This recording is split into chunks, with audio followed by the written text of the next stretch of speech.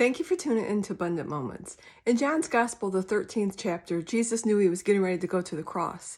So he was trying to prepare his disciples without just saying everything because he knew they wouldn't quite understand what exactly had to transpire in order for him to die and to rise again for our salvation, making sure that he redeemed us from the full curse of the law. And so he says in chapter 13 of John, he says, some things are going to happen in the next few days that you're not going to quite understand, but you will in a little while. And in our lives, so many times we go through things that we just don't quite understand. And it's frustrating when you don't understand something. We can all go back to school and we can remember in our mind how when we're taught something new and we didn't understand it, it was frustrating. And you just felt like, you weren't good enough, or why am I not getting this? Or, is this really important?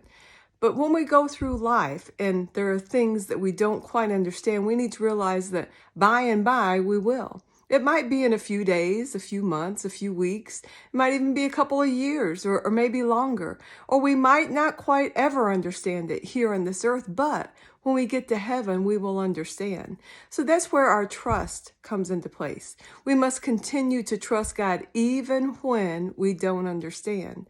Because when we don't understand, we must know that God is our Heavenly Father and He has our best interest at heart. And He will not go back on His word. He will always provide for us what we need.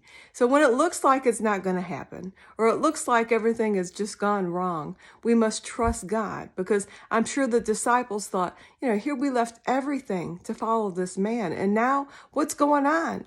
Why is he going through all these things? Why is he allowing this? But eventually they understood. And eventually we also will understand. Let's trust him. Thank you for tuning in.